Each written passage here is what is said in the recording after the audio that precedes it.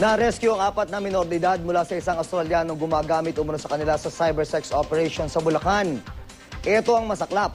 Mismong ina ng 3 sa mga bata ang nambubugaw sa kanila. Balita hatid ni John Consulta. Kuha sa video ang aktual na pagsalakay ng mga tauhan ng NBI National Capital Region sa isang bahay sa San Jose del Monte, Bulacan.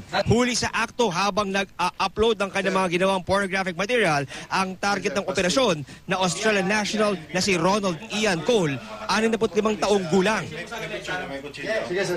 We receive a complaint against you. Violation of 716 or anti-child abuse law. Oh, really? So we are advising you that you have the right to remain silent. Yeah, sure. Okay? Ayon sa NBI, sangkot si Cole sa paggawa ng pornographic materials para sa kanyang cybersex operations na ang mga biktima, mga minor de edad. 4 na minor de edad na nasa edad 8 hanggang 16 ang inabutan sa loob ng bahay at na-rescue ng mga operatiba.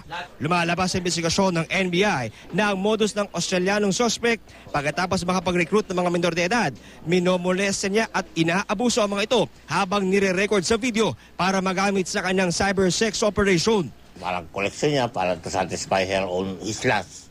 And of course, yun ang natin, ongoing pa kami doon sa portion na yun. Na it is being sold or to other consumer or user ng computer.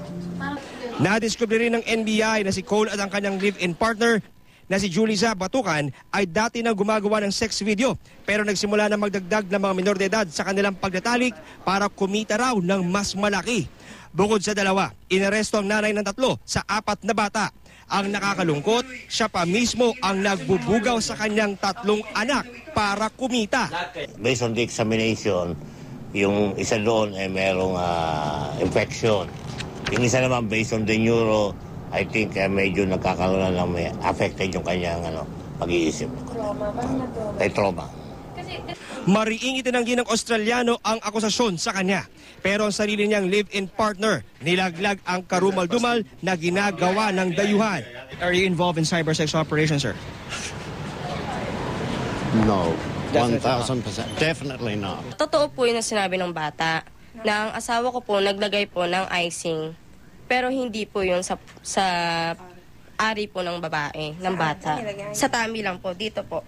Tapos, nabawi sa Australiano ang isang hard drive kung saan nadiskubre ang marami pa niyang ibang biktima na menor de edad. Kakasuhan ng 3 ng qualified trafficking, child abuse at multiple rape.